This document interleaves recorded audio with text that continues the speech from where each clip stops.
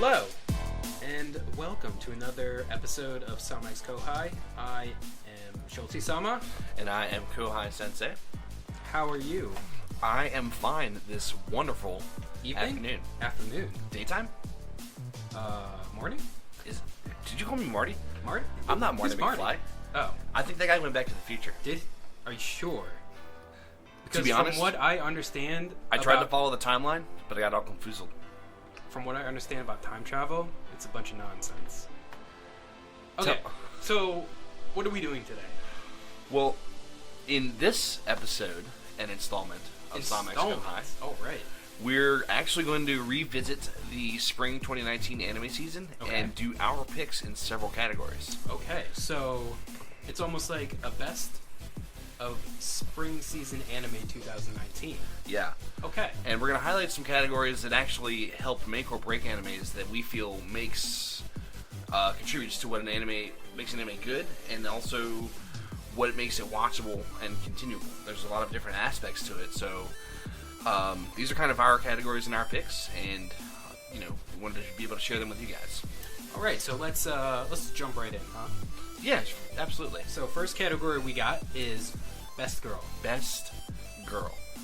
Now, there's actually a lot of different entries for this category because there are a lot of good female characters. Yeah, it's not just like best waifu. No, like somebody's sensuality actually, for the most part, doesn't really play. That's true.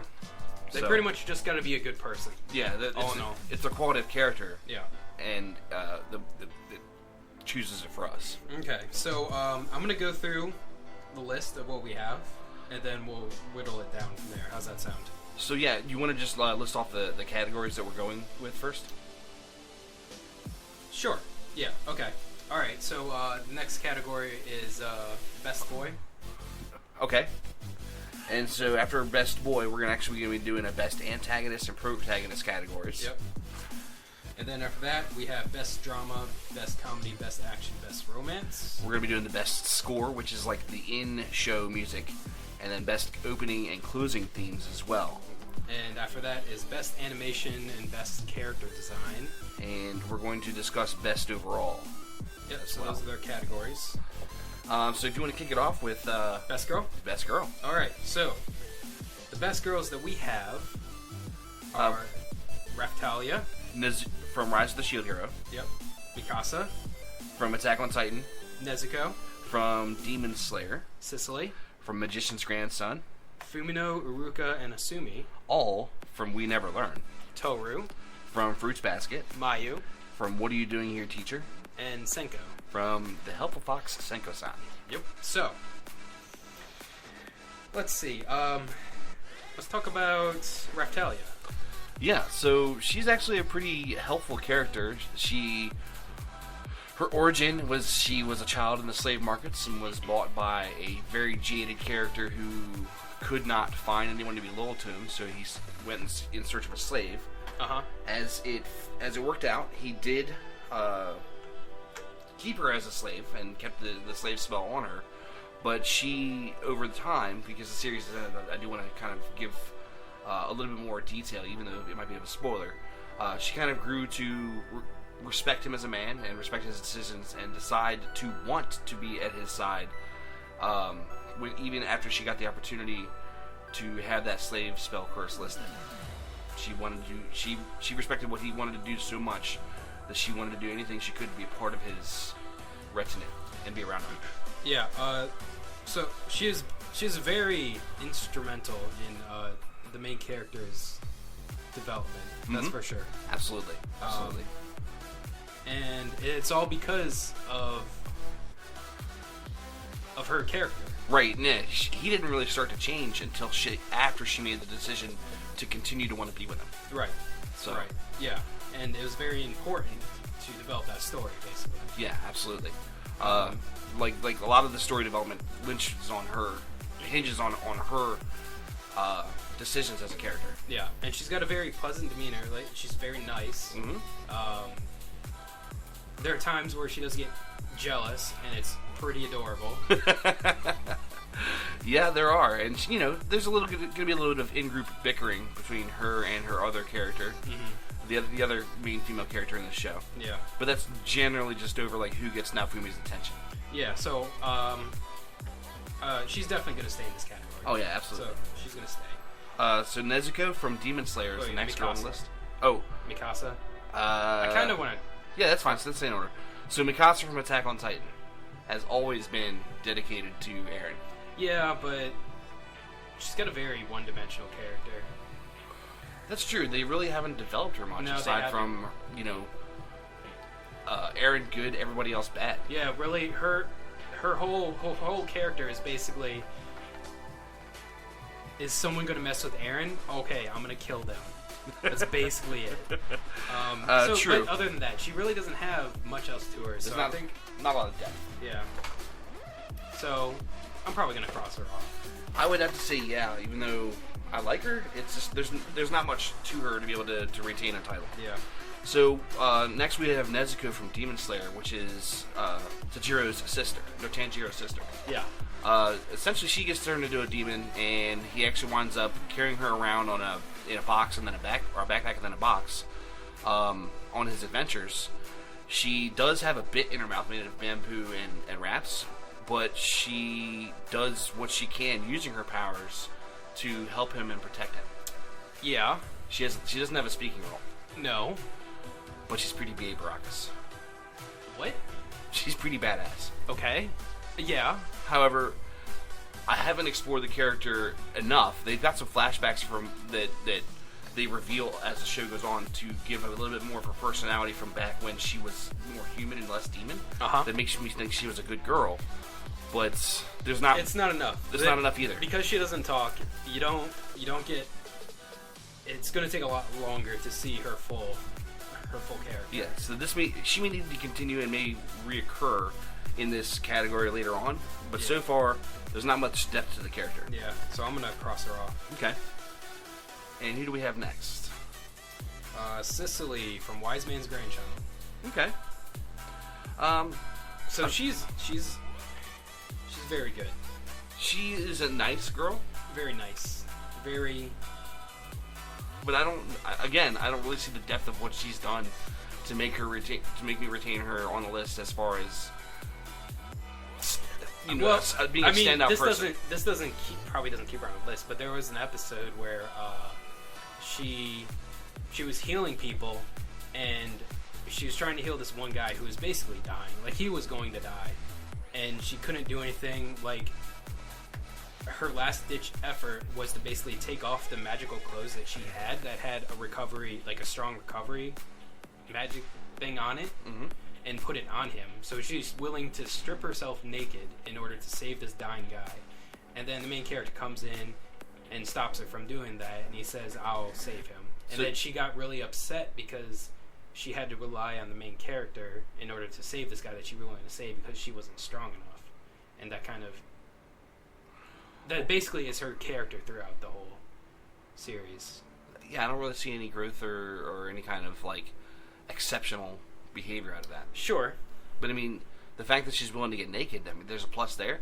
But when she gets mad that she doesn't, that tells you she's degenerate. She's willing to give up her her own dignity in order to save someone from dying. Like, it's a good deed. Sure. She's willing. She's being selfless. Yeah. What's that? Yeah, she's being selfless. I don't know. That's not a bad quality. Yeah. But unfortunately, the entire show wasn't that good. So. Yeah, the show doesn't give her an opportunity to display something that's outstanding. Yeah. She's in the category with a lot of really good competition. Yeah. All right, so I'm crossing her off. I would say she's maybe good, but she doesn't make the cut. Yeah, she doesn't make the cut. All right, next, Fumino from We Never Learn. That's the blue-haired girl. Yeah. So this is a harem, and she is one of the other students that this main character has to tutor, and she's got her strengths and weaknesses. She's not really interested in him romantically at first, but she's doing what she can to help him succeed, not only in his endeavors as the tutor, but she's doing him the favor. Like, other girls are confiding in her, "Hey, I like this character. I like Yuiga. I want to make things work out with him, and so she's doing what she can to help him be happy, and help her friends be happy. And she's an all around good character. Yeah. Honestly, she could be. I would think she would remain in contender for best girl, just because. While she really isn't focused on as the main character in any of the episodes, I mean, none of them are really in a harem, but she's consistently there and she's consistently got everyone's back. Yeah, and she hasn't had her own story yet. Where the other characters have, which leads me to believe that the next season is going to focus a lot on her. And very well could. Very well could. So I'm going to keep her in contention for best girl. Okay. Just because I haven't seen anything negative out of her, and she's also been consistently good, and she's also consistently grown as a character in her little adventures with her friends and with Yuiga. I'll agree with that. Alright, Uruka. The swim girl. She's a good girl. She's a very good girl. She, you know, she's a little bit of a ditz. She's not like a genius that has like the one weakness she's trying to work on. She's just trying to improve her grades but overall. She's so incredibly nice. She is a very nice girl. No, actually, she's trying to increase her grades in Japanese. Like the language that they speak in. Well, that's just like, you know, somebody from over here failing English. So sure. I'm sure that there are aspects and labels for English, for higher level education English, that while we may speak it, the concepts behind them and the rules behind them escape most of the population's comprehension when they try to break it down. Sure, but that's neither here nor there. So. Yeah, well, yeah, but the point is she's an athlete. She's always had a crush on Yuiga, and she isn't a bad girl at all. She's a really good girl. She's cute.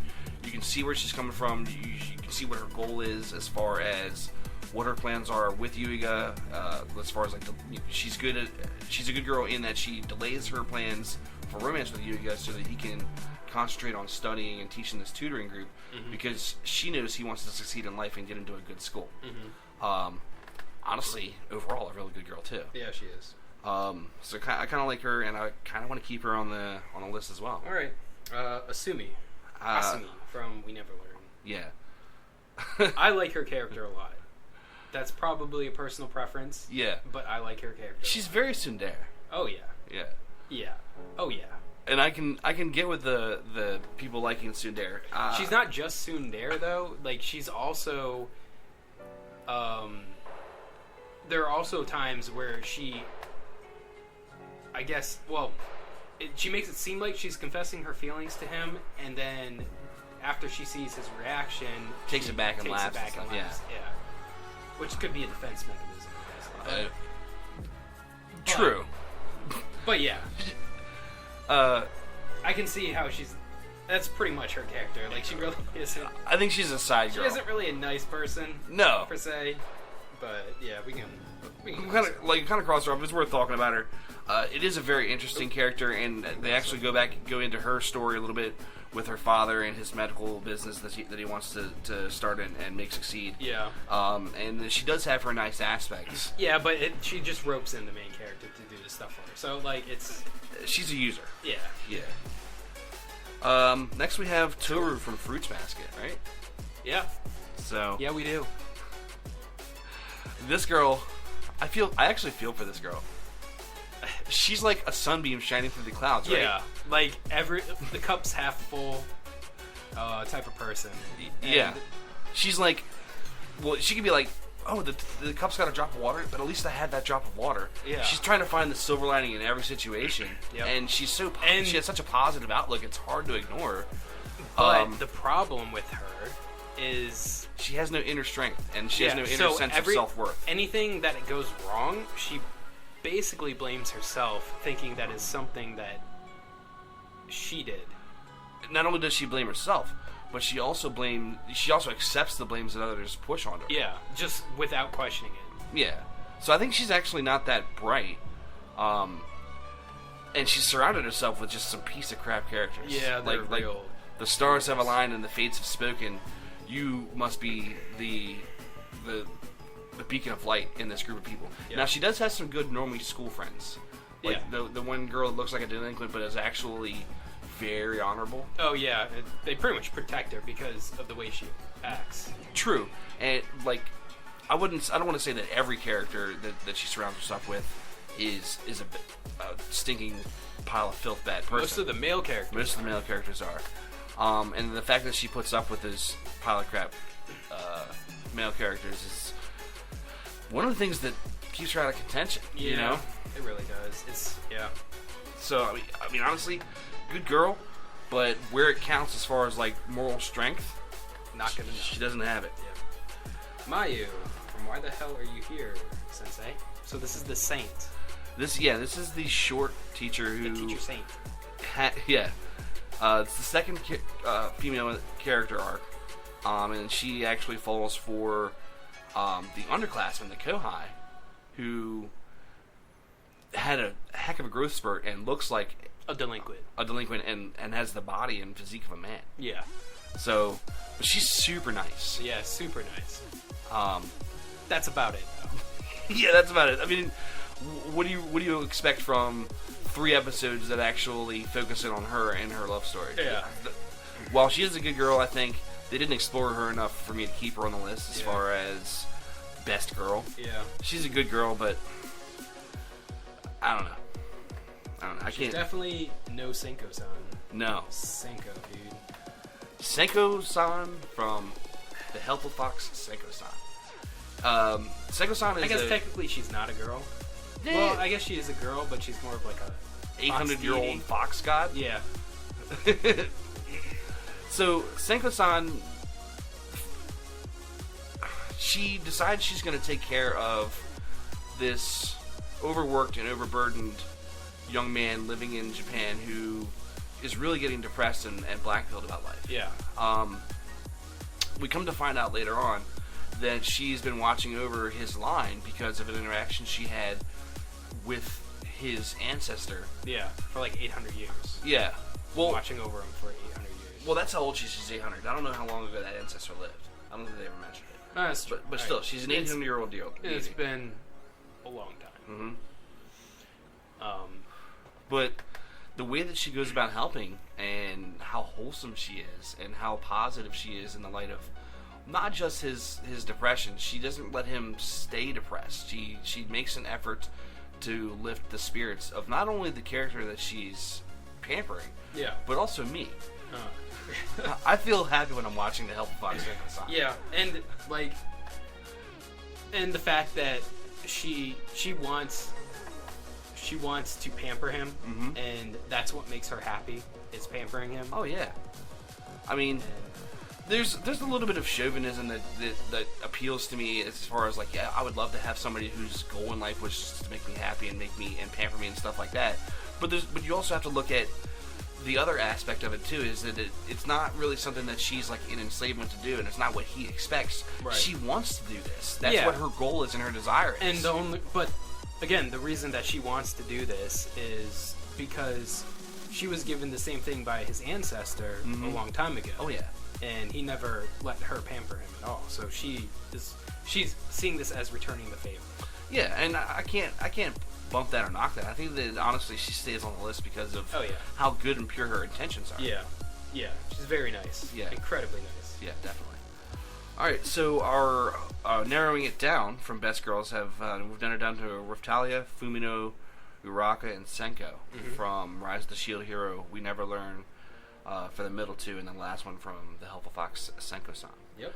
Our next category is Best Boy, and it's kind of a shorter category because there aren't really that many good, strong male characters. Yeah, we got some. So, let's see, we got Naofumi from Rise of the Shield Hero, Garou and Saitama, both from One Punch Man, Tanjiro from Demon Slayer, and Yuiga from We Never Learn. Yeah. Now, let's start from the top here. I guess Naofumi has a lot of character development that shows how good he is as a person. No. Yeah. Like when he in the beginning of the show, when he was still in modern day Japan, the story that they tell and that he tells is that he kept his brother from becoming a delinquent, and so his parents actually rewarded him with letting him, stay at home and live a more relaxed lifestyle versus kicking him out and making him be on his own. Like, so he was already a good guy.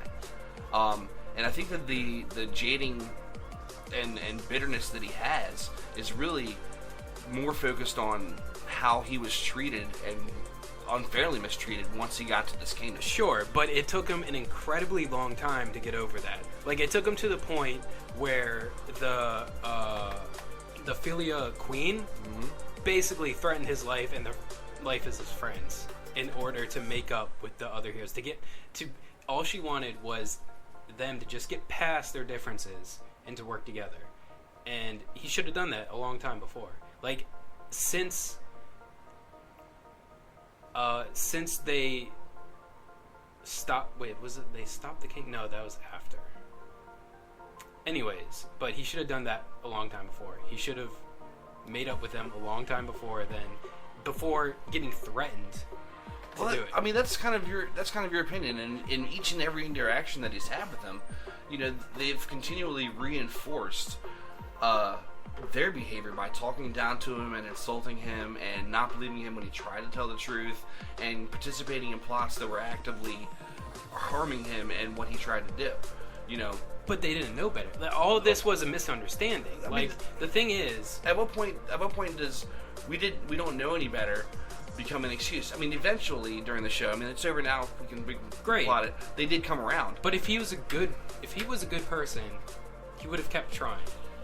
He would have kept trying regardless. So you're asking somebody to be a god complex and not to be affected by the how's that a god complex? Well, the god complex means I'm good regardless of whatever. I think that it's his bitterness that shows his humanity and makes him a more relatable character as far as when he does relent and when he does continue to try. Okay, how about let's talk about... Can I finish the sentence, all right, please? Fine. Damn, son.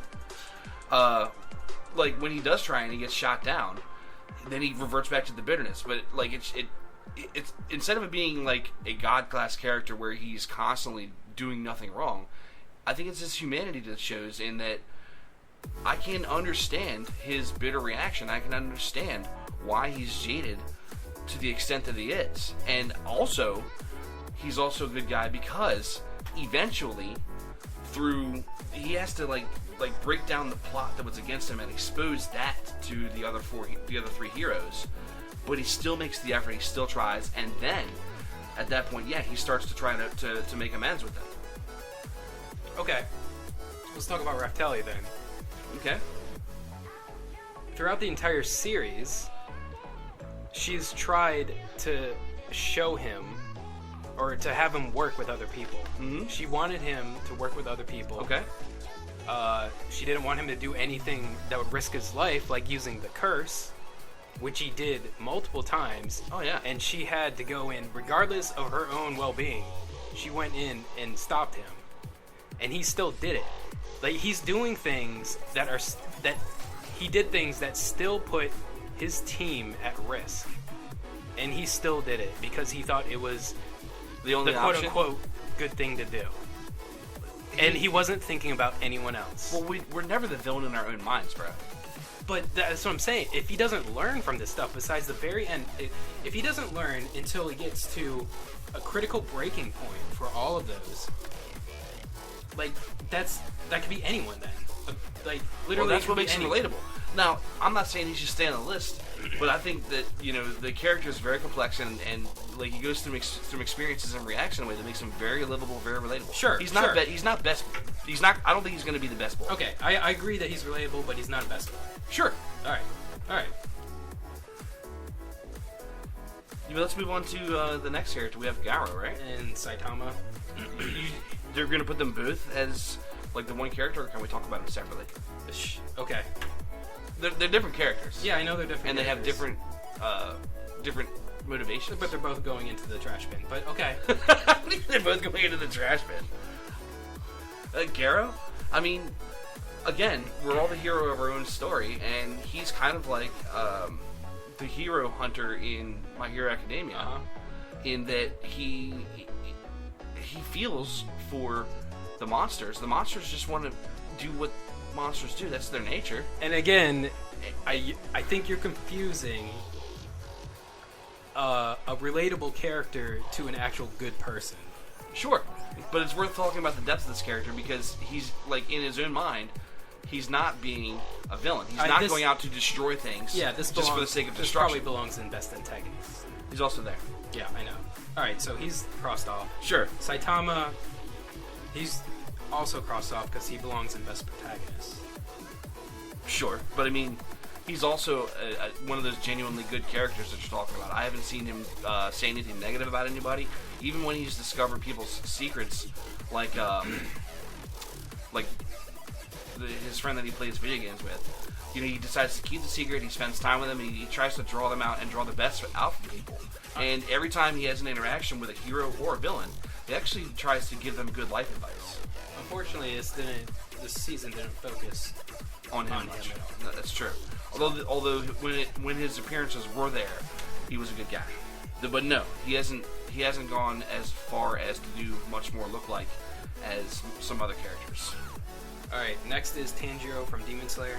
Honestly, it's a good character. Yeah, he's a really good character. He's got depth. He's got good motivation. He feels pity for the demons when he kills them. Right. Well, the demons don't.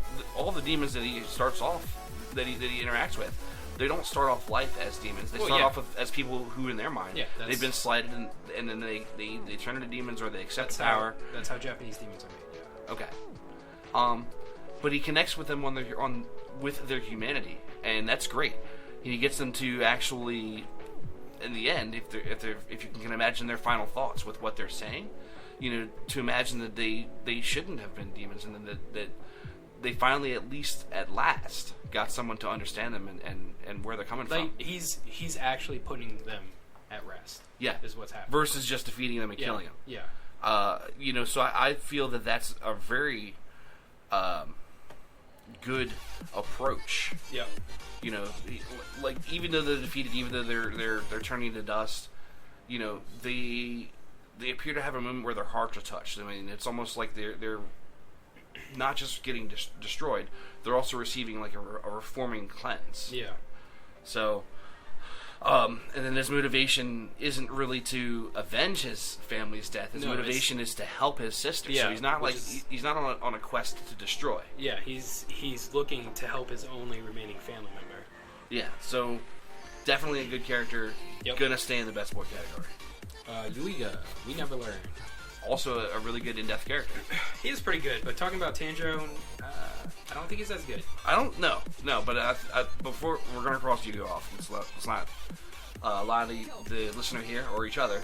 But Yuiga is a good enough character that let's talk about some of like his motivations and then what he does for these motivations. Yeah, because he there's a lot of times in We Never Learn where the reason that he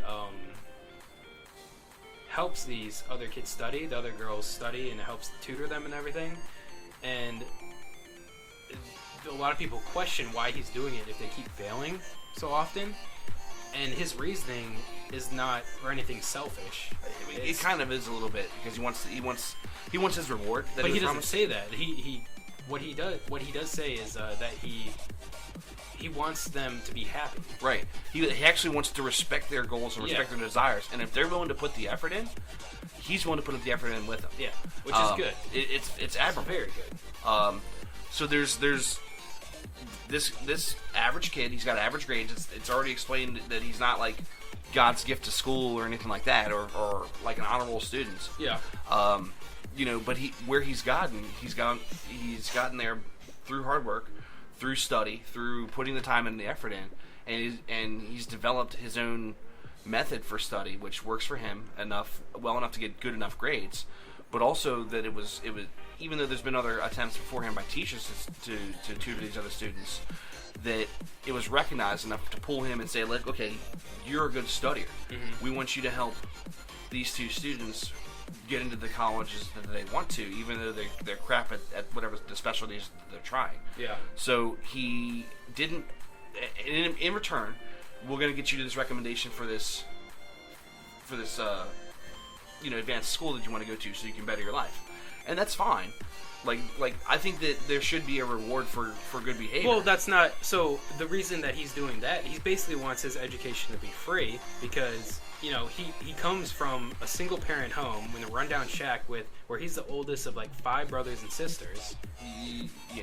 And so he doesn't want his mom to worry about paying for anything.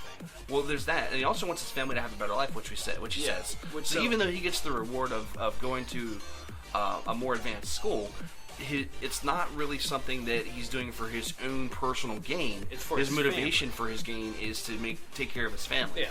And that's respectable and admirable. Yeah. So I wanted to bring that up. While he is a good boy and there is depth to him, like I don't think he holds a candle to Tanjiro's depth of being able to relate to everyone else as well, or with Tanjiro's.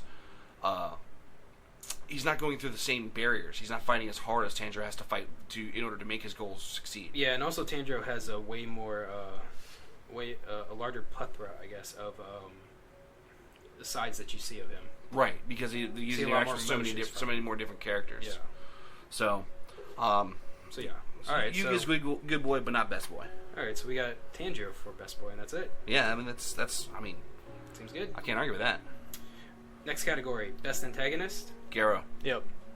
Honorable mention was the villain from Demon Slayer, but we haven't seen a lot of him lately. Yeah, no, he's definitely a dark force to be reckoned with. I would say another honorable mention would be the first princess from Rise of the Shield Hero. Even though she's a pawn, like a good villain, if you're designing a character, or if you're an actor playing a character, if you make your audience hate you, you're doing a good job.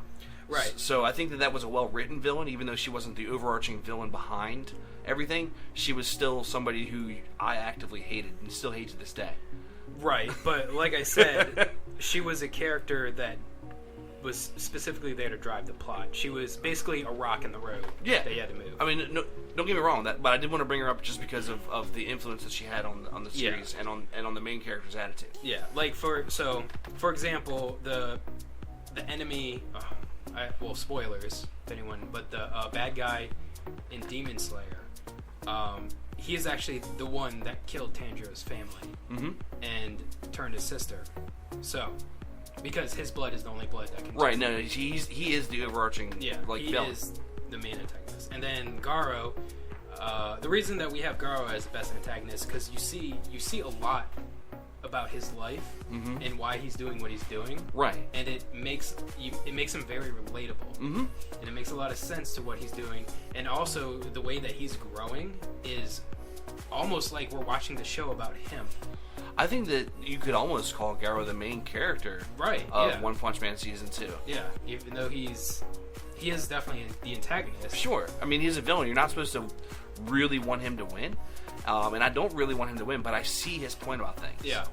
You know, and I can see his motivation on what he's done. He's been treated very unfairly, and these interactions that he's had with not only the kids in his school, but as far as like other quote unquote heroes or other interactions in his life, have definitely driven him down the path where he believes he's doing the right thing by doing what he's doing, but he's not doing anything that helps people. Yep. And in a world of absolutes as far as like good guy, bad guy, he's certainly a bad guy. Yeah, and it does a good job at questioning, are the heroes actually good to have around? Right. Are they actually helpful? Is the hero a benefit, or is the monsters that are appearing a reaction to the and heroes? Everything's just the heroes are just a corruption to the world. Right. Yeah, definitely. I mean, this goes back into, the interactions and interplay between Garo and the characters that he interacts with does play into other aspects of the show and makes the show more interesting and more complex. So this is one of the Garo and his character and the depth of storytelling that they do for him definitely play into making this show a great show versus just a good show. Yeah. Yep. So very good. Next up, so Garo is the best antagonist for this season. We got definitely. So next is best protagonist, and really only have three characters. Yeah.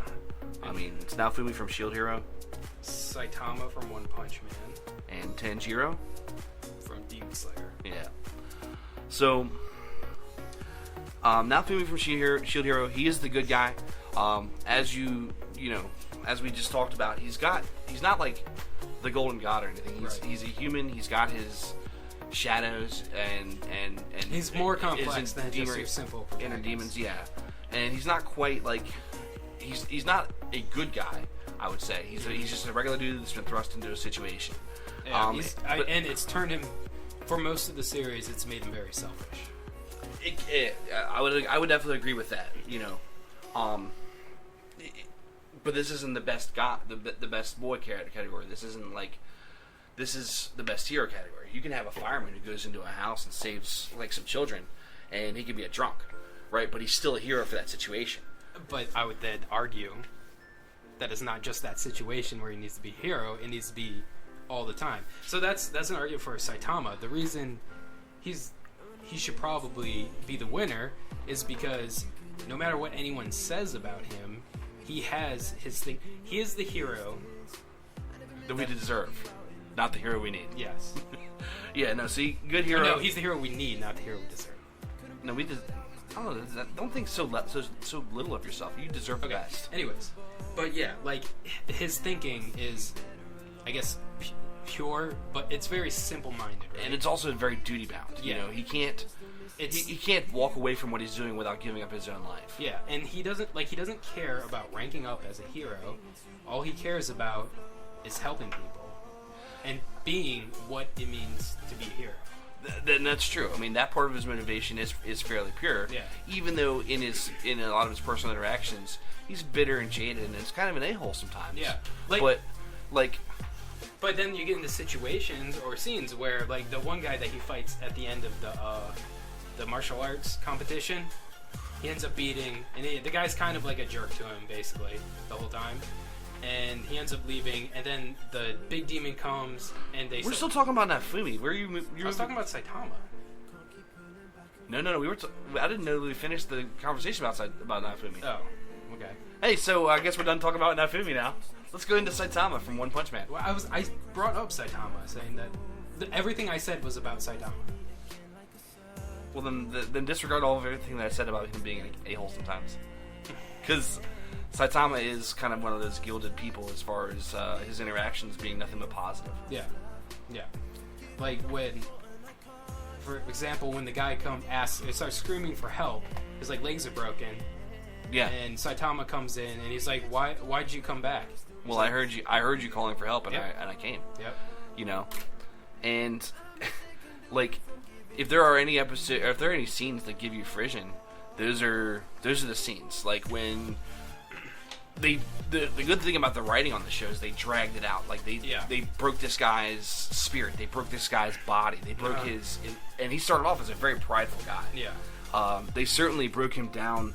Mind, body, spirit, everything, and they made it appear and they drew it out so that you're like, man, it looks like this guy's gonna die. Even though, like, in the back of your mind, you're like, hey, it's a hero show, someone's gonna step in and save him. But then, like, I was at the point where it's like, I guess they're just gonna kill this character because they had killed so many other characters in the scenes leading up to this. Yep. So, and that's another good thing about what makes these shows good. I mean, they'll introduce characters and they'll actually be recurring characters. Yeah, and then they'll die, so you don't know who's gonna go the way of the bucket. Yeah, but one cool thing about this character is after that whole scene where Saitama saves him, he actually said, "I want to become a hero now because of him." Yeah, I mean he inspires others. Yeah, where he before then he just despised heroes, completely despised them. Well, yeah. Because he figured and it seemed to him that they were only there was an aspect to what Garrett's motivation is. Yeah. It appeared to him that the heroes were only out there for the glory and only out there for the accolades and not to help people. Yep. And then once he became the victim, and he was a pretty strong character, but once he became the victim and he realized what it was like to be saved, he changed his mind based on Saitama's actions. So honestly. That's a good redemption story, and like these interactions with Saitama in the first season and in the second season, when Saitama was riding on the bike with Moomin Rider, and then gave Moomin Rider the credit for defeating the Fish King. Saitama continually benefits the people around him. Yeah. You know, and it's I haven't come across a negative interaction between Saitama and anyone else. Yeah, and honestly, there's a lot of points where you think he's going to snap, where it actually makes sense for him to snap. Like I'm rooting for this punch to land and this guy to turn into guts and meat. But he doesn't. Yeah. He's like... He pulls it. Yeah, he's just that single character, that single line is going down, and he doesn't stray from away from it. Yeah, he doesn't err. He doesn't wander. And also, I'd say one thing that they did a really good job of this season with him is every time he showed up, you knew the day was saved. You knew no one else was going to die. And that's like kind of the hallmark of a hero.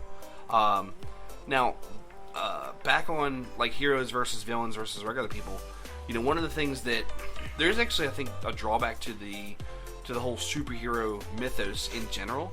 It's that you get the sense that if you're in this situation, you run and hide or you cower if you're a regular person and wait for the heroes to take care of it.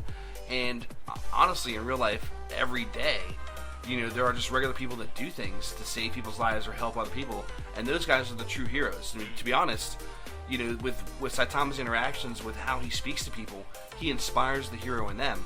And that kind of goes against really one of the only bad things that I see about the superhero genre is, you know, regular people are just regular people. But he says, like, from what he says, even with Moomin Rider, you are the hero. You know, you have to go out and make yourself the hero that the world needs. Dude, and even with King, like, spoilers. So King he's not even a hero. No. Everyone just thinks he's a hero because he happened to be around whenever Saitama. And he just has a stone cold face every time. Like, he doesn't show fear. Yeah, he's got scarring on his face. Really yeah, and he looks intimidating. But at the end, so King and him had this constant interaction where they're basically becoming friends. Right? Yeah, they could play video games with each other, right? Yeah. And he learned that the reason that he became the S-Class hero was because he was inadvertently taking credit for all of Saitama's winnings. Yeah. So. And so at the very end, when they fight the Mega Centipede? Yeah, the Centipede, whatever, the Mega Centipede. Yeah. King, he actually drew the Centipede to him, knowing that he would be saved by Saitama. Like, well, they set that up as a plan. Yeah. Well, I mean, I don't think they set it up as a plan. I think King did it because he knew Saitama would save him. Yeah, save him. Yep. So I think I have to watch that again. I think he basically gave hope. He gives hope, and he's been getting a lot of characters to I guess more characters like his student, the cyborg, Genos, is more characters like him where they believe in him just regardless of anything. Right. Well, he is a very pure character. Yeah. And so he actually does give you ideals to live up to.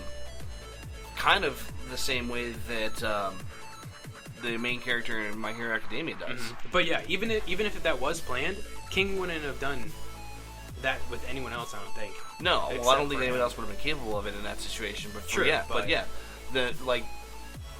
because they had this relationship, I honestly think if you go back and watch it, I think you might see where King's like standing there waiting for the millipede or centipede to attack him, and he's thinking to himself, "Come on, man!" Da da da da. And I don't think he's talking to the centipede to come attack him because he's just a regular dude. Yeah, he's waiting. He's waiting for Saitama to show up. But because they set it up, he goes, this is what we'll do. I'll go out there, get his attention, make him come at me, and then you just show up and punch him. But if he did have any doubts, as soon as he blew that centipede away, I think that blew away all doubts he had of him too. Right. Well, so. The awesome thing is that was the end of that season. But a lot of regular heroes saw Saitama do it. Yep. Versus. Yeah, it's true. A lot of S-Class heroes. I wonder if they're gonna keep King's secret or if they're gonna magically rank Saitama up to become an S-Class. I guess. Yeah. Well, I'd have to watch it again, but I think the only ones that were there was Genos and then the two old guys. Right. So, and the two old guys might just keep it to themselves, or they knew already. I'd have to watch the first season again because Saitama did have some interactions with the martial arts teacher. Yeah. So, yeah, I'm gonna watch it again. But yeah, Saitama actually is probably one of the most ideal heroes. Yep. And then the next, for best protagonist, we have Tanjiro from Demon Slayer. Uh-huh. He's also idealistically pretty pure. You know, his motivation, as we spoke earlier in the best boy category, isn't really to go through and destroy things. You know, it is to help people, but the group of people he's trying to help, he's not trying to destroy the demons to save the world. Yeah. He's trying to help his sister. And so he's got a kind of to parallel that to what Saitama does, he tries to help people. But as far as Tanjiro wanting to help his sister, he's got kind of a selfish reason because he wants his sister back. Right. So there's a little bit less altruism in there, but that doesn't make what he does any less heroic. Yeah. You know, because he doesn't just do 100 sit-ups a day, 100 push-ups a day, 100 squats, and then run 10 kilometers. I mean, that's what makes you a hero. I mean, according to Saitama, sure. But I'd still say he's a good hero because he doesn't have that. He's very selfless, right?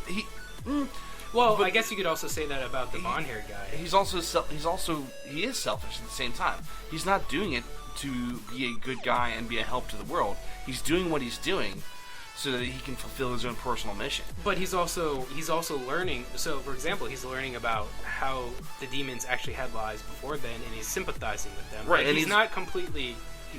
He's also finding demons that he can work with because they aren't going out and killing people. They're not becoming. They're not. Even though they're demons, they're not villains. Yeah, he's a lot like a Midoriya character. I feel like maybe a little more good guy. I would say Midoriya is more of a good guy than Tanjiro. Yeah, Tanjiro's a good guy, but I think Tanjiro is out for himself. He's doing this. Well, I think I should say Tanjiro is probably more of a empathetic character. Yeah, definitely. I think he's a little more empathetic than Saitama. Saitama is kind of like. I mean, yeah. He's on a pedestal. You can't really I can't imagine any one of my friends or people that I know that are as altruistic as Saitama is. Yeah, he just has a single. Like he knows what needs to be done, and he does it no matter what. He's certainly focused. Yeah.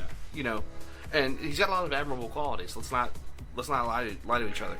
He's also willing to learn as well. So yeah. he continues to grow and become more of the man that he needs to be in order to accomplish his goal. Is this Saitama? No, this is Tanjiro. Oh, okay. Because Saitama's already like apex level. All right. So, okay. I would say in this small list, Saitama beats out Tanjiro, even though Tanjiro's got like a lot of good points. I would agree. So, unfortunately for spring 2019, Tanjiro has some big shoes to fill, and he doesn't quite fill them. Yeah. Shocked. All right. Next category: best drama. So, I mean, as we've noticed before when we did the spring 2019 list, there aren't that many dramas, so we're going to see some repeat shows. Yeah. Although some shows cross, they cross genres. in between genres. Yeah. So in this instance, we have Shield Hero, Attack on Titan, and then the girl who chants at the end of the world. Something like that. And from what I understand, I haven't watched although Schultzie-Sama has.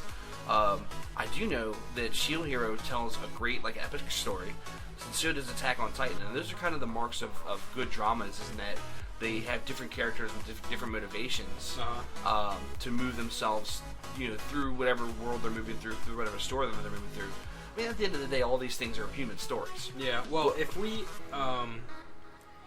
pigeonhole Attack on Titan to just this season 3 part 2, it does not hold a candle. Well, I guess that's kind of what we have to do because that's when it aired. Yeah. So if Attack on Titan, this season 3 part 2, I mean, you get a lot of closure from things, but it doesn't really answer a whole lot. Okay. Well, I mean, we can cross Attack on Titan off as far as being best drama, and you'll actually have to explain some stuff without too many spoilers about because I can't really hold a discussion with you on something I haven't watched yet. So this is has to do with time travel a lot, and it's a lot of relationships between a bunch of the different characters, and there's a lot of psychological and sci-fi things that go on with this, right? Mm-hmm. And the drama does come up because of this device that he has that allows him to basically go back in time, right? Mm-hmm. And I guess compared to Shield Hero, I'd say it's not. I'd say the plot and the story is not really as good, but again, it's more difficult to create a good story with dealing with time travel and like time paradoxes. And stuff. True. Like I mean, would you maybe classify it more as like a sci-fi? Yeah, it's more sci-fi, but it's still drama. Right. But definitely. Well, yeah, definitely Star Trek: The Next Generation is more drama than sci-fi, but like Star Wars is more action sci-fi. Right. So, I mean, I guess you get some overlaps there too. So, but I mean, as far as in comparison between the three, Attack on Titan is not as good a drama as Shield Hero, and neither is Yuno. Yeah, and also Yuno's not done yet too, so it could come up again. Okay, So fair enough. So far, I would say Shield Hero. It's got to be the best drama that I've watched. yep, I think that wins So, this season. the next category we have is comedy, and we actually have 4 entries that kind of make the cut as far as what we feel we should talk about. Yep. You want to go ahead and go through them? We Never Learn. What the hell are you doing here, Sensei? The Helpful Fox, Cinco-san, and Ao-chan Can't Stop. Yeah. So, to be honest, I really wasn't expecting much out of We Never Learn because I thought it was just going to be a generic harem anime. First episode wasn't really. It was okay and worth watching more. It wasn't a killer. Yeah. But the show on a whole is actually pretty good, and I've laughed quite a few times. Oh yeah. So there's definitely some funny situations, good writing, good timing with the voice actors and everything. So I would say good directing. This show is carried by a lot of diverse characters as far as they're not quite tropey because while they're all different, they all have different backstories and they build on those backstories and develop on them. Yeah, but they definitely start out feeling very tropey.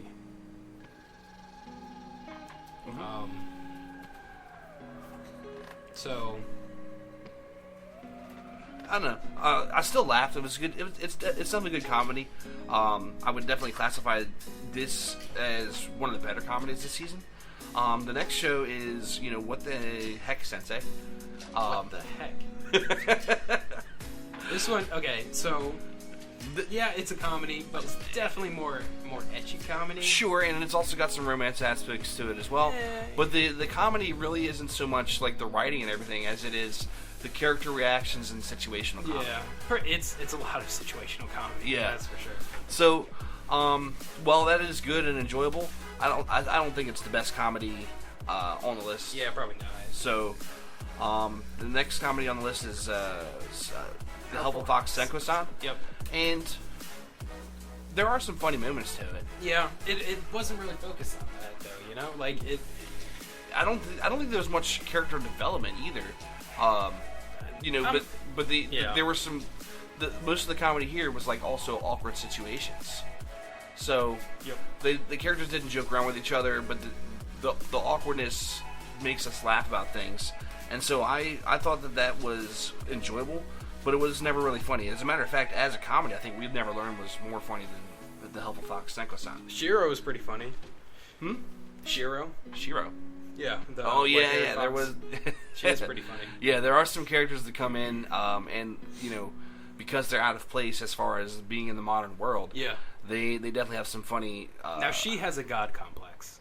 That's a god complex. Well, I mean, can you really call it a god complex if you're a literal god?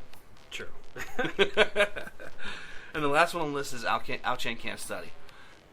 And I laughed a good deal during this show. Yeah, it was pretty funny. The grandpa, the little baby midget grandpa. Oh yes, Ao-chan. He has that weird voice, and then when he gets serious, he has that super deep voice. Oh yeah, like as if he's. It's the voice that he takes on when he's reading some of his erotic writings. Yeah, or if he's like giving advice kind of stuff. Oh yeah. Now I'm the adult. I'm being serious. Serious face. Yeah. It's So pretty great. And that's just one aspect to it. I mean, the situations, like Ao-chan's just reactions to situations, and some of her thoughts too, because they run her monologue in the show. Wait, I just remembered the one scene where she's doing the sports competition, and she's running, and she's starting to slow down, and her dad is just like, it's her breasts. Her breasts are slowing her down. And he yells, You know, put those type-ups to work! Yeah, but those type-ups don't work. Yeah. So, there are some funny characters. I mean, Ao-Chan's dad's definitely comedy relief. Ao-Chan herself is funny. And there's a situational comedy to it, too. Overall, I'd say this show is pretty enjoyable. I laughed several times. I thought it was really good, actually. Yeah. I think the two are comparable. What, as far as We Never Learn an Ao-Chan? Yeah. Yeah, but I would still say Ao-Chan outpaces it. You think so? My opinion. You can have your mileage may vary. So. Yeah. Okay. Yeah. All right. So are we in agreement? Ao-Chan is best comedy this season? Yep. Sweet. All right. The next category is best action anime this season. And we got quite a bit. Yeah. We got Shield Hero, One Punch Man, Attack on Titan, Demon Slayer, Doro, Magician's Grandson, Fairy Tail. So all these shows definitely have action. Not only they do have action. Not only definition. in the tags and the categories that they're in. Well, would you say One Punch Man has action because he finishes the fights in one punch? He's not the only person fighting. No, but like I would say Shield Hero. It's more of group fighting. Even the training fights where they go to the island are pretty well done. There's tactics and strategy to them. There's teamwork. There are epic attacks like the Rasengan. I would say the most memorable fight for Shield Hero was probably the one at the end where he's fighting the Scythe guy. You think so? Yeah, I think so. Yeah. I would think it would be the cathedral fight. That wasn't much of a fight. The guy just stood there. He just stood there. And then Naofumi just used his super curse move on him. That wasn't the whole fight though. The fight started with a Rasengan. He still just stood there. Yeah, he didn't move from his spot. Alright, it was epic attack versus epic attack. Pretty much. It was just like, here, let's see if my attack works. Here, let's see if this attack works. Here, let's see if this combined attack works. Well, the other four heroes also did. The other three cardinal heroes also did try some teamwork attacks, which did some damage. Sure. So, yeah. So Shield Hero did have some memorable fights. One Punch Man, I think the most memorable fight was when One Punch Man was at the stall, like buying some food, and then like Garo bumps into him. And he beat him in one punch. He beat him in one punch. No, yeah, that was actually pretty funny. Yeah. He's like, why'd you do that? Are you robbing me? Bet. It's great. Yeah. It's great. So there are some. Those are some of the less epic ones. It's funny, and it's actually that scene kind of makes you feel like that it's more of a role. That show is more of a role reversal between the antagonist and the protagonist, where Saitama is, by definition, the antagonist who is improving the protagonist to become better and stronger. You know? Right. It's pretty funny. Honestly, some of the best fighting in there doesn't even involve Saitama. It involves that's what's Genos. The other character side fights.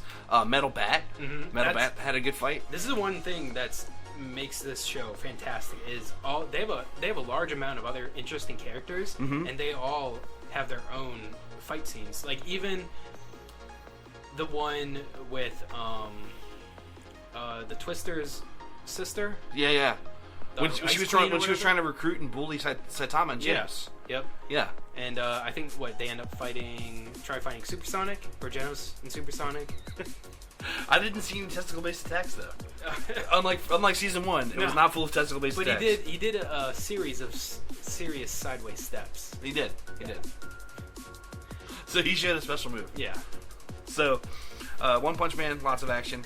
Attack on Titan, obviously, there's lots of action in that with the steam-driven cable pulls, and I'm sure that the cinematography was great and it was well choreographed. Yeah, there was a very important fight scene towards the beginning, but then it kind of, after that's pretty much like the climax of the whole thing, and then after that they kind of just focus on story.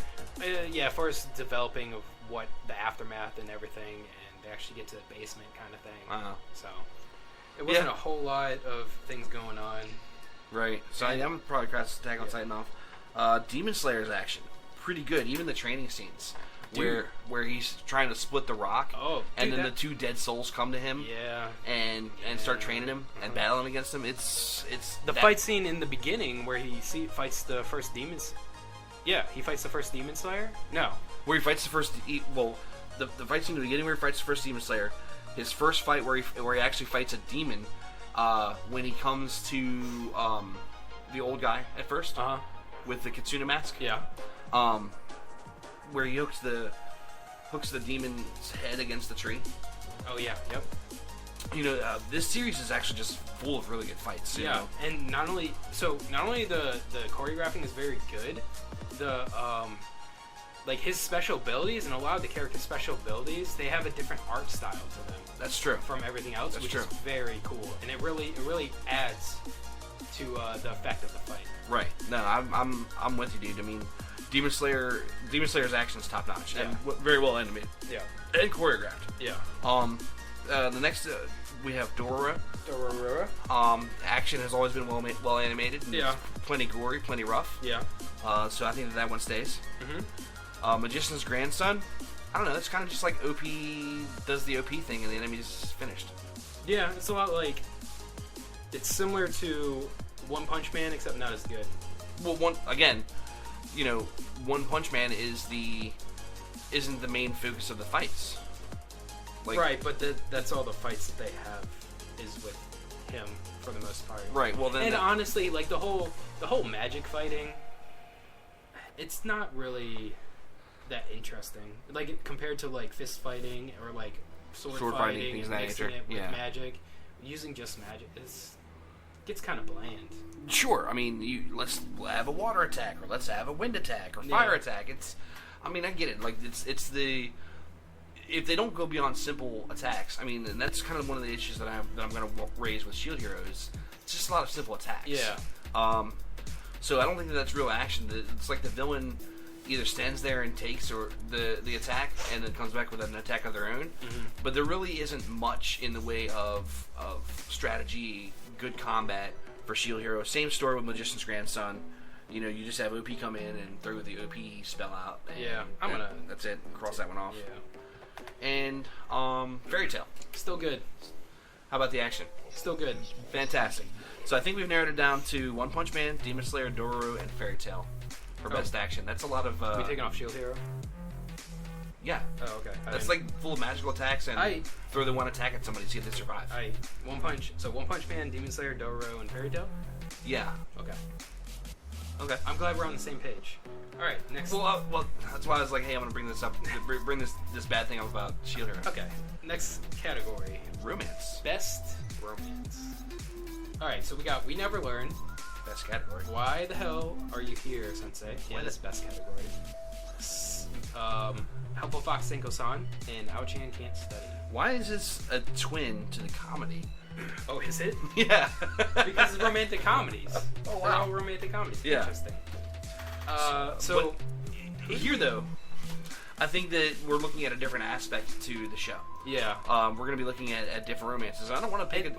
We can, since we kind of went over this, we can pretty much do this pretty quickly. So, why the hell are you here, Sensei? It's more got full romances. It is more ecchi, but it actually has more romance than. Doesn't mean they're good though. Senko-san is not really a whole lot of romance at all. It's more of like a motherly figure almost, or like a. You can say that, but you could all because of like physical appearance and stuff. I think that romance could develop, although currently it's not. Yeah, so it's not really there. Cross Senko-san off. Ao-chan. Ao-chan's a good romance. It's fine. She does end up not studying. That's for sure at the end. Right. But other than that, thanks for giving the ending away. It's not very. It's pretty cookie cutter. The romance is pretty cookie cutter. Look, yeah, that's. I agree with that. It is a cookie cutter romance where girls like I want to concentrate on something else. Boys like I want girl. Mm-hmm. Girls like I can't help but fall for boy, and other characters come in and try to intervene. Like it is pretty cookie cutter. As far as like the best romance of the season, I'm probably gonna have to go with We Never Learn. Yeah. Because there are so many different interactions between the two characters, even at this point, even though they've had a good full season, a good full arc, there's no way to tell who he's going to wind up with, and there's room for more. And each of those interactions between the main character and those other female characters are completely different. Whereas, like in Why the Hell Are You Here, Sensei? Like the big trope is that something etchy happens with each single one. It's like pretty much the same stuff, except they lose their clothes a little bit differently. You know. So, like, We Never Learn does a good job at varying between... Basing it on interaction and personality versus basing it on just base nudity and awkward situations. Right, or, like... sensuality, awkward situations, yeah. So, yeah, no, We Never Learn, I think it is the best romance this season. Yep. It actually makes it a great show. It does. So it makes a really good show. The characters and depth of character are great. Our next category is going to be Best score. It's the in-show music. Oh, is that what that means? Yeah. Oh, okay. Yeah. So it's I was under a different impression. And not the closing. What? Pray tell. The best score? Yeah. 104 to 12. Well, yeah. All right, so the shows we got in best score are Demon Slayer, Dororo, We Never Learn, and Fairy Tail. Okay, so Demon Slayer's score is definitely fitting and apt. When the action raises up, it gets fast and furious. When it's tension, when there's tension in the scene, it draws the tension out and Does it get fast and furious a quarter mile at a time? Should I leave? I should leave. So I don't remember a lot of the score in Demon Slayer. Yeah, well, it was fitting. Okay. I don't think it was super like stand out though. Although it was good. And the volume wasn't too loud or too quiet.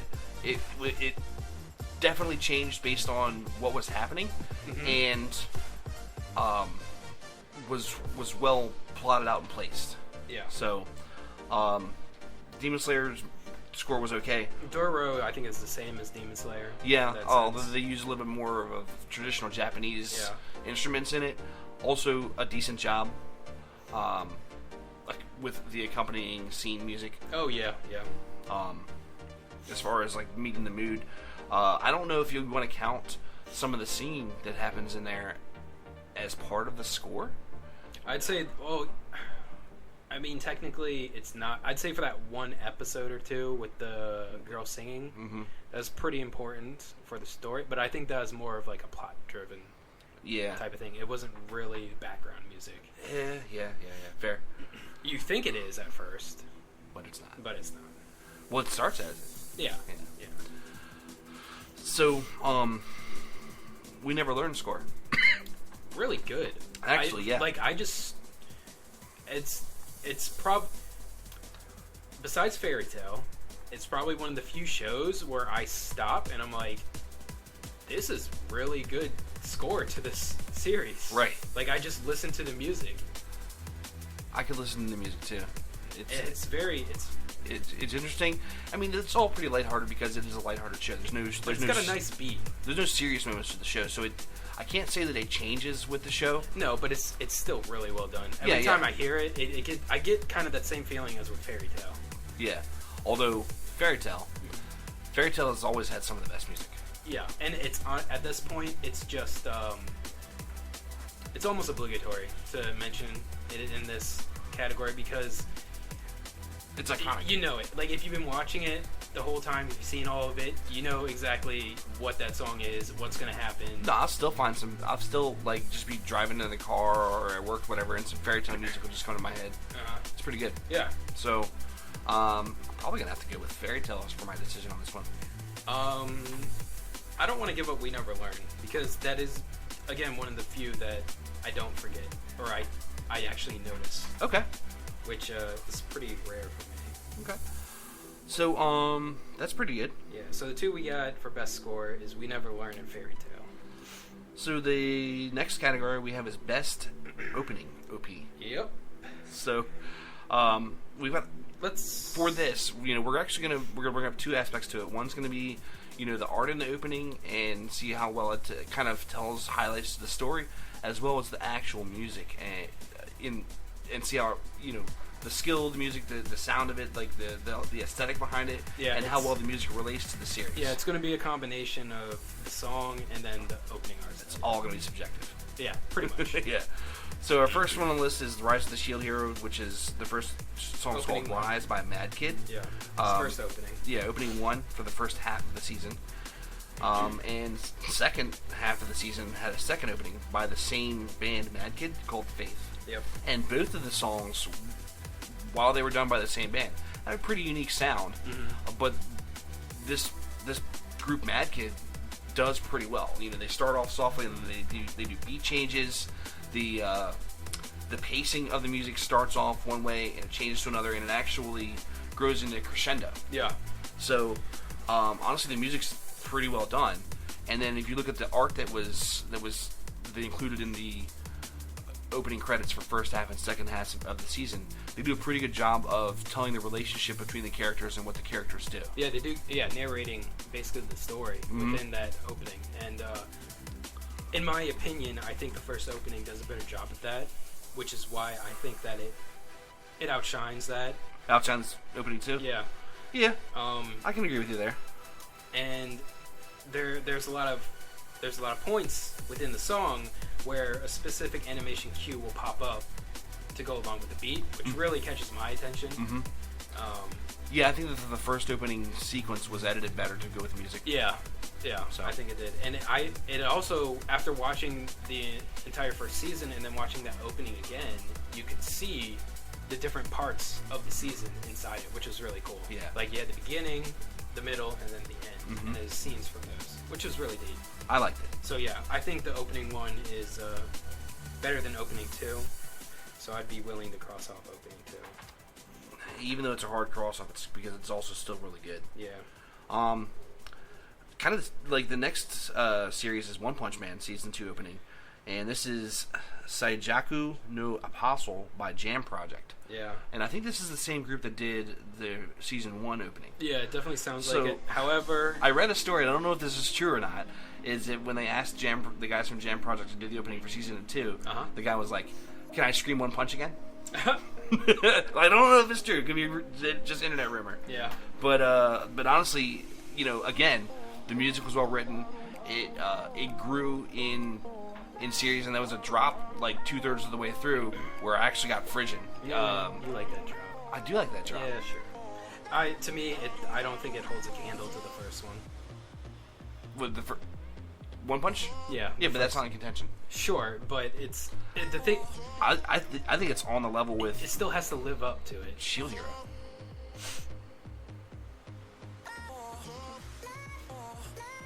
Yeah, I mean, I wouldn't say it's up to that level, but I can see how you think that way. Yeah, your mileage may vary, man. This is all subjective to what you like. Yeah. So I guess we'll keep it on there. All right. Next one, Demon Slayer. Gurenge by Lisa. Yeah. So again, we have well-written music, well played instrumentals. The group is tight. Yep. This is a female vocalist that's not screaming so much as she is singing, and like the variation in the styles of vocals that she uses is pretty good, and the range is pretty good. Yeah. I think that she blended, or whoever the director was, blended her vocals well with the instrumentals. Like it was written it was written to be one cohesive piece, and as the singing's in Japanese, I can't understand it. I think that the vocals really? the vocals blend in well with the music, as far as they make the music by itself greater than what it could be. Yeah. Not only that, I think it sets up a good a theme for the entire show too. Yeah. Yeah. So I think it does a good job. I'll be willing to keep that in here for now. Yeah, absolutely. We Never Learn, Seishun Seminar by Study. Yeah. Also another good song. It's a completely different style. It's definitely like J-pop style. Yeah. But it's also upbeat. The art, the animation, the art in it is actually really well done. It's very, very high class, high tier. top notch. It tells a story too. It does, yeah. So I kind of like that one too. All right. Why the hell are you here, Sensei Sama? Byon by Sumaru Usaka. Yeah, this is just it's a cute song. It is a cute song. Definitely, it's not like God tier or anything like some of the others that we brought up, but I wanted to bring it up because, I mean, I could find this song on my playlist. Like, not that I would really want some of my like non-weeb friends listening to it. I said non-weeb friends. I'd listen to it with them just to see how they'd react, and then I would stare at them uncomfortably for an uncomfortable amount of time. Yeah, but it's still a good song, and the animation shows kind of the plot. It shows a lot of plot of the series. A lot of plot. None of the climax though. They don't show any of the climax. Like, well, one of the things that I found was cool. So there's really 4 openings. All the animation background and music is the same for each of the openings, but for each of the arcs, you have each individual teacher at the end whispering something. Yeah, it's a lot like Amagami SS, maybe? I'd have to watch that again, but... You should watch that again. Okay. Alright. Actually, we should watch Rascal Doesn't Dream of Bunny Girl Senpai again, too. Maybe. Ao-chan Can't Study. Yeah. Wonderful Wonder by Edoga Sullivan. That was a good song. As a matter of fact, very good song. We pulled up the music video because they have an official music video and watched that too. Yeah. And the music video was about a couple high school kids in a romance. Yeah. So with this song, the background, the art that accompanies it, is the animation is really well done. It matches the song very well. It's certainly good J-pop.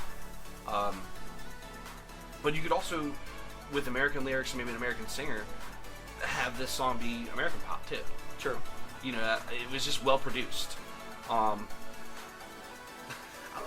was a good song. It was good. I don't know if it was like great though, as far as on the level of Rise of the Shield Hero. I think as a whole, it holds up. Like, together with everything, it holds up to both of them. I feel like. I mean, music is so subjective. It is. It is very subjective. And the problem is, a lot of these songs are different genres. So. Yeah, and the series are different genres too. So something that's supposed to be upbeat for a comedy / romance can't and really won't be as epic as something from the, adventure. Action adventure genre. Yeah, because I mean, we're comparing something like the One Punch Man song where the guy's screaming and yelling and everything, to Mofu Mofu by Helpful Fox Senko-san, where it's just this cute, soft, adorable song where you can think of as like little bunnies and.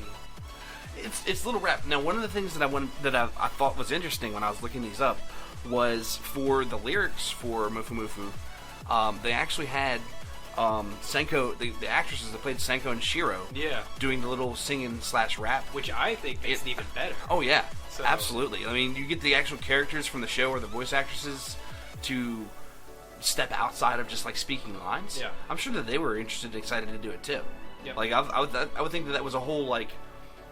It wasn't where, some producer was going through a catalog and saying, okay, contact this band or this record company and see if we can use their stuff. It was more along the lines of, hey, this is like a home project kind of deal. We're going to keep it all in studio. We'll have somebody from our studio or maybe contract some electronic music independent person use their music, and we'll just write lyrics and have our voice actresses do it. And I imagine that would help them get more voice acting jobs as well. Yeah, because they're able to do that. That, and I think in some instances where you have these songs on iTunes or out for publication for the opening and closing songs, that the voice actors and actresses would see more of those royalties. Yeah. If it's in the contract. So I think that that style of keeping it in house and keeping the voice actors and actresses involved in the opening production is a positive. It's a net style. Yeah. No, not that I want to downplay any kind of groups or bands that make music, because I mean obviously there is good music. I just kind of like that concept. Yeah, and for me it kind of adds a little more emotional investment into those characters as well. Oh yeah. So. And a little more fun too. Yeah. Yeah. All right. So yeah. Darn, music's so subjective. Yeah. All right. So I guess the ones we're gonna keep on here for now until the end of the year is the Shield Hero Opening 1, Rise by Mad Kid. One Punch Season 2 OP. Saijaku no Apostle by Jam Project. Demon Slayer Grenge by Lisa. We Never Learn, Seishun Seminar by Study. Ao-chan Can't Study, Wonderful Wonder by Edoga Sullivan. And Helpful Fox Senko-san with Never Give It Up by Study for the best opening. No, wait. Helpful Oh, Fox, never. Sorry. Kuyoi Mufu Mumu by Senko and Shiro. There we go. The characters, and they actually list their the actors and actresses' names, Which is probably in the ending. Yeah, it is. It definitely is. I thought I wrote it down, but goodness, I can't find it. On our final category is going to be... No, not final category. Oh. Wait, not final category? Nope. Oh, the next our category final audio category is Best Closing. Best Closing ED. And really, closing songs being what they are, some of them are just like, Instant skip. soft music that just makes you want to think about What you moving watch, on to the next show. Or background music that's just there and bland for the credits. It's to like play. it's like a cool down. Yeah. In a workout or something. Yeah. So and most of that's there. So this category is a lot shorter, but we did find some standouts that actually kind of like the music too. Yep. First up is Demon Slayer From the Edge by Fiction Junction featuring Lisa. Again, we have Lisa being involved with Demon Slayer production. I kind of like the idea of one artist continuing to work with the studio. Yeah. But it's actually a really good closing sequence too. Mm-hmm. Animation wise, it tells some story, and the music's good. Yeah. Yeah. So I mean, it's kind of a different sound for the music because it was a different group.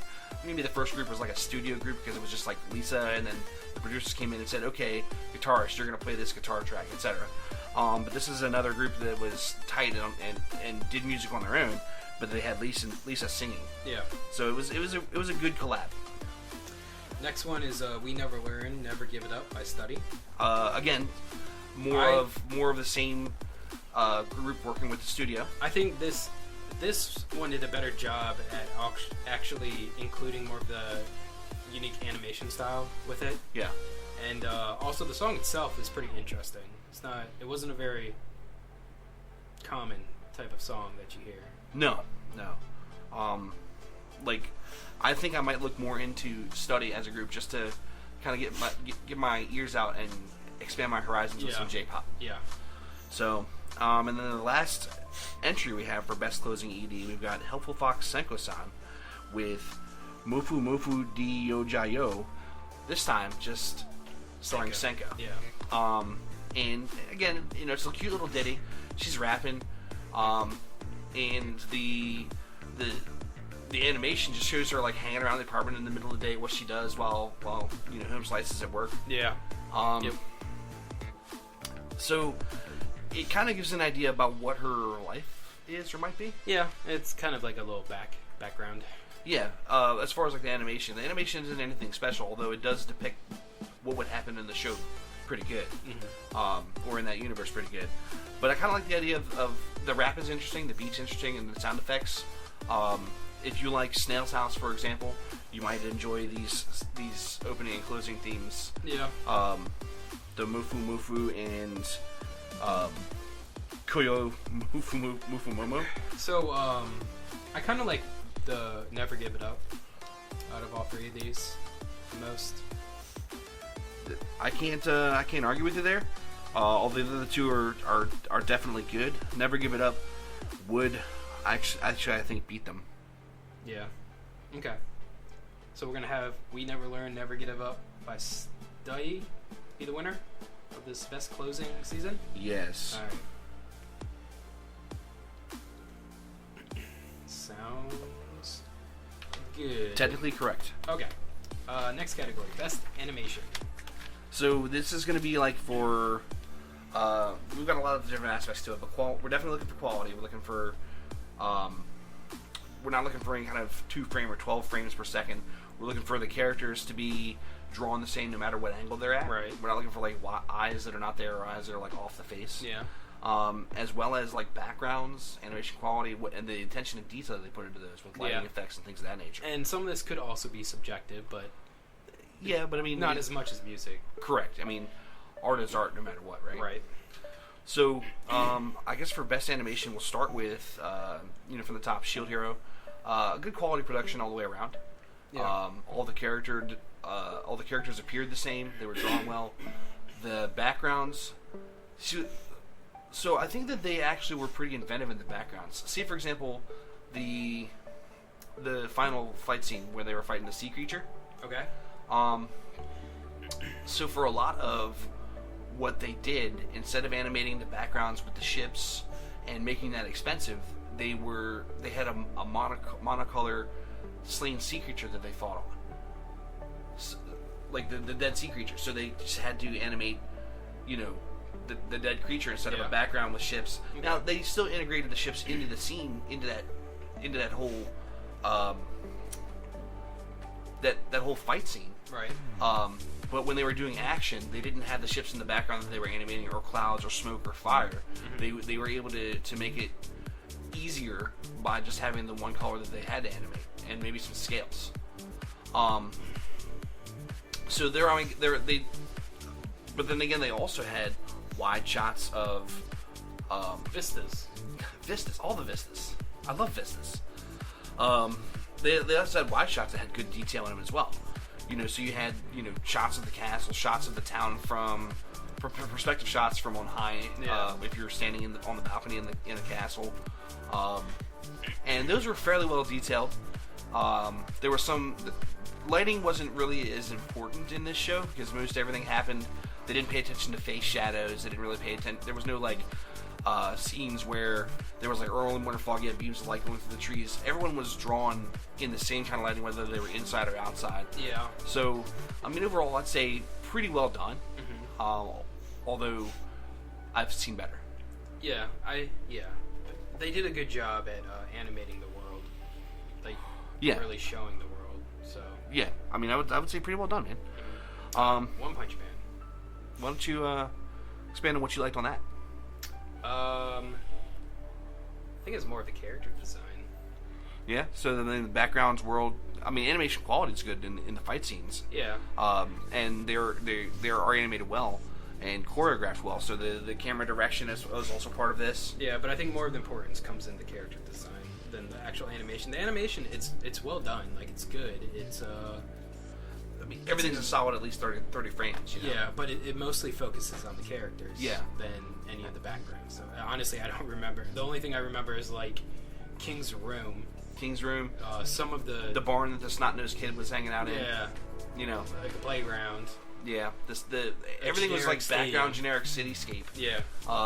So while there were a variety of different backgrounds, they didn't pay super great attention to them. So this one might need to be eliminated for best animation, even though it's good. It's good. The fight and character animation is good, but the world building leaves something to be lacking. Yeah, it's definitely it'll show up more in character design. Right.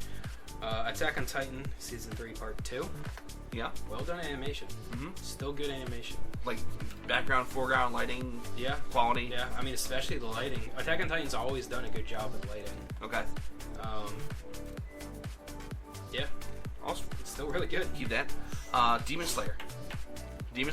Good. Fucking god tier. Good. It's great. Absolutely amazing.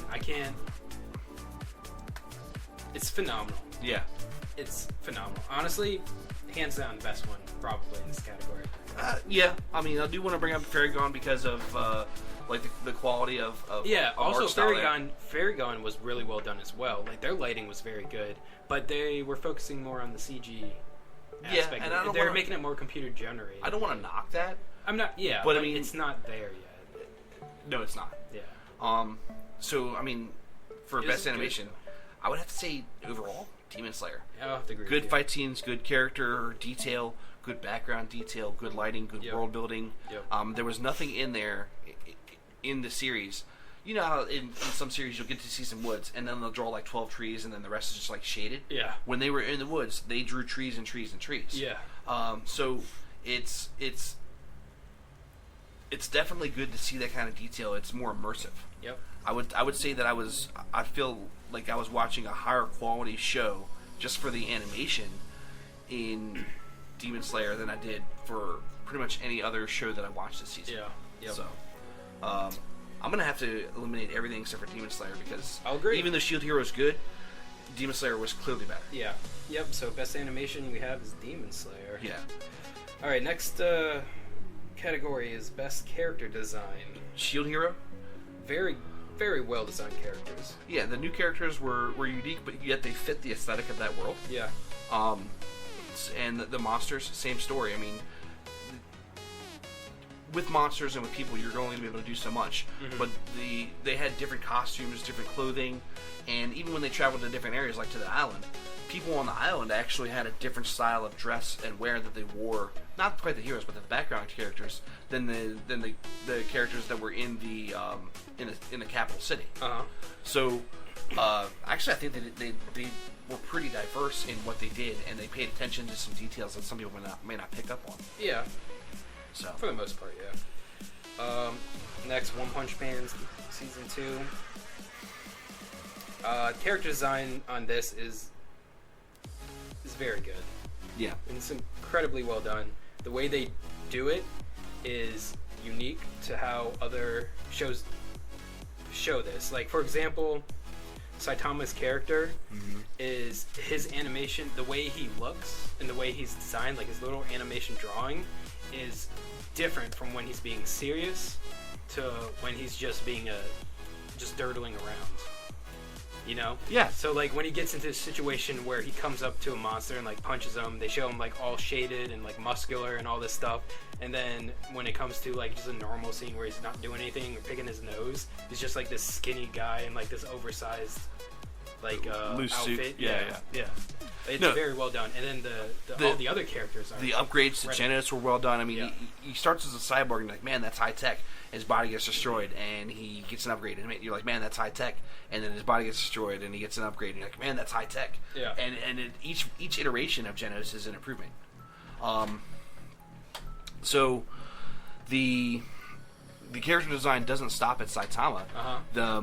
The monsters, even the non-humanoid forms, were imaginative. You had the millipede, you had like a flying eye that would split into various other different eyes so you could spy and keep an eye on things. Yep. You had bird monsters. You had a couple of a group of A-rank heroes that each had their own designs that fit their own powers. Mm-hmm. So honestly, Garo's design physically changed when he was fighting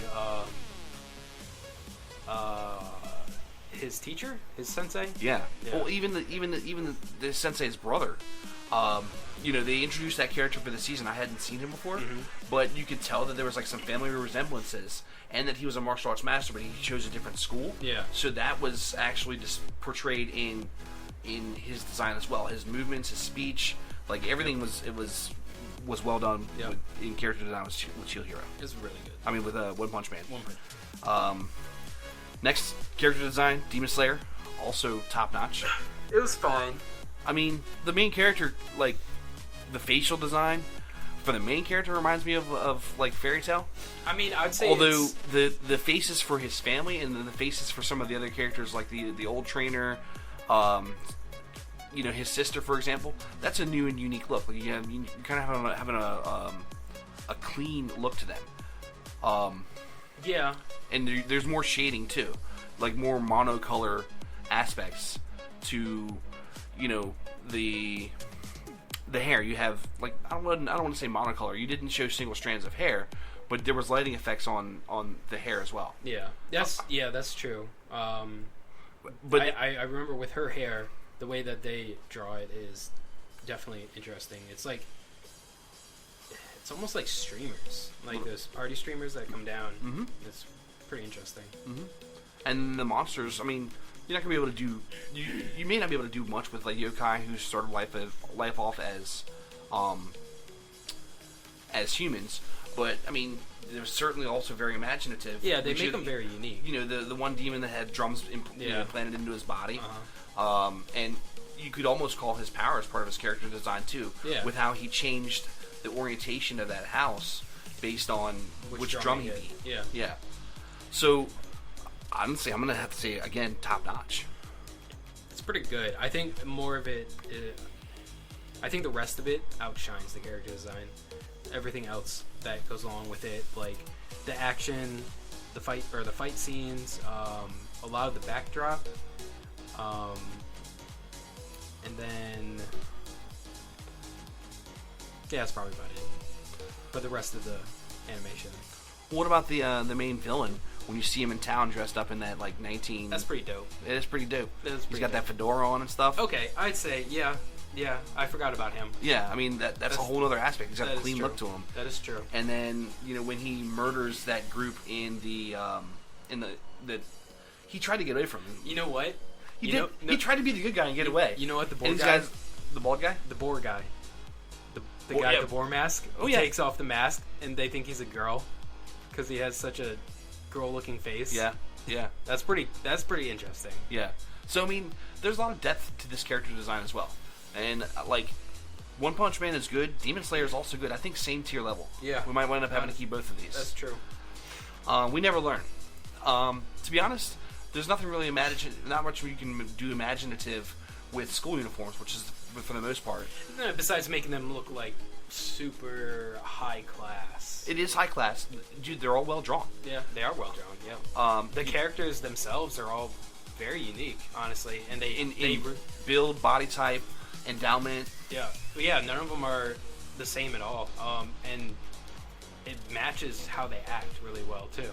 Yeah. So the character design, like, we can go back through and bring that up for the other series that we've drawn too. In the limits that they have as far as being school kids, the character design was pretty well done for We Never Learn. Although the lack of, while there are differences, they did what they could. The lack of like creating non-human characters kind of doesn't put them in the same class as the other two, because you have non-human characters which you can be a lot more imaginative with. Okay. But I think that they did do very well for human-only, characters. Yeah. Yeah, but again, because of the type of genre it's in, they focus a lot on facial expressions, which there's a lot of facial expressions. And they're doing better with those too. Instead of moving to that cartoonish, like, blank eye look just to show the facial expression, they're drawing, the furrowing of the brow or the smile or the frown. Yep. And I think that they're, like, facial expressions, like animating the facial expressions and making them change and still keeping them, having the same baseline of the eyes are the same shape or the mouth is in the same place, not being too close to the nose and far away from the chin, while changing the expressions to make it, to make it flow well. That was done well here too. Like and I don't know if that's going to be a product of, like, was this a manga that they converted over? Was it or was it a light novel? Right. So you have the aspect of it is this kind of character design something from the manga artist's imagination, or was it both? Or was it from the studio's imagination? It could have been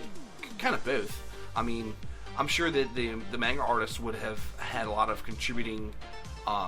If it came from a manga, there would have been a lot of contributing starting points for the studio to use. Yeah, I don't know. I think within its own constraints, it's actually really well done. The character design is really well done. I have no argument here. All right, cool. And then Faragon, again, different time period. Like, if I were to compare this to a time period from a show from a previous series or season, I would say closest to Violet Evergarden in period. Yeah. So, but. And the demons, or whatever, the fairies that they call forth, are interesting and unique. But in design, the character design for the humans, like the drawings and everything, those are really good. Those are really well done. But the monsters, the CG, a lot of the CG stuff, it's not quite there. No, it's not, dude. It's not in that area. I don't think that it's not quite there as far as, like, the moving around and making it believable and blend in with the rest of the world. I agree with you on that point, if that's the point that you're making. But, I mean, if you're just looking at the pure imagination of what comprises these monsters, like how many limbs they have, where do they plant their face, the face shape and type, if the monster even has a face, that stuff's fairly imaginative. And while I don't think that it holds a candle to One Punch Man or Demon Slayer, I still think it was really well done. again, subjective. Yeah. So, sure. But I don't think it's going to be best. No. So we have 3 leftovers from this one: One Punch Man, Demon Slayer, and We Never Learn. Yep. And our last category. Best overall. Best overall category. So let's go over the ones that we picked for best overall. So these are the contenders. We've got Rise of the Shield Hero. This is the second half of the season. It's a 24 episode season, so it's definitely kept our interests for both parts of the season. It's not like we started and then kind of tapered off because it was boring or repetitive. Yep. And next, and it's telling and told a great epic story. Okay. Next, One Punch Man season 2, shorter. However, every episode was engaging. There was no filler or anything that was unimportant. There was a lot of not only character development and growth, but every episode was also exciting and either had a battle or some tension leading up to a battle. And when they did have a couple of things going on at a time, then they would switch back and forth to them. They wouldn't like come to, like, say for example, the martial arts arena and have nothing happen there, and then switch back to the battle with Metal Bat. Something would happen where there would be a finish or a closing to the scene where they went to the next one. So it did tell a contiguous story. It took a while to tell the story, but I think that this story happened over the course of like a day or two, versus like the epic long-term story for like Shield Hero. Okay. Demon Slayer. So best overall. I mean, is it best story, or is it just, or are we taking a lot of other things to it? What, Demon Slayer? No, One Punch Man.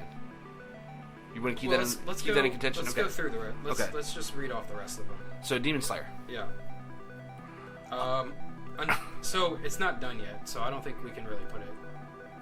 Yeah, I mean, they could literally lose all the funding and then drop down to 12 frames a second and use third graders for manga art for illustrators. Okay.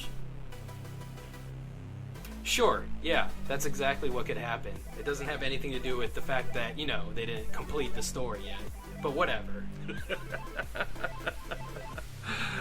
Alright, we'll cross it off.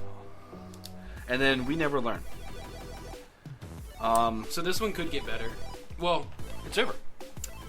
But they have announced another season for it, and I don't know if it's happening again this year. Well, I mean, here's the deal. I mean, are we weighing it on its own merits, or are we weighing it based on... We're going to weigh it on its own merits. Okay. But there is a possibility that we could see it pop up again, too. Okay. Just take that into account. Yeah, I will. I'd be looking forward to a second season, and although I really enjoyed We Never Learn, I don't think it... Compared to the other two, overall... It kind of pales. Yeah, it just... Mainly because of the type of... Whatever genre it is. Yeah, whatever genre it is. Romantic comedy. It's harem, although it's probably one of the best iterations and examples of that. Does it compare to quintessential quintuplets? That is the real I'm glad question. I don't have to make that distinction. They're making another season of that one, too. Did you know that? They're making another season of that one. I think you told me that like 12 times. Yeah, because it's going to be amazing. Alright, yeah, so I think overall We Never Learn doesn't really hold up to the other two. Right. And to be honest, I'd probably say because One Punch Man Season 2 didn't finish its arc, it doesn't hold up as well as Shield Hero, regardless of how good it is. Yeah, I'd also say that too. So best overall, Spring 2019. Right. Unfortunately, for the rest of the contenders, which were good contenders, yeah, I would say Shield Hero makes the cut. Yep.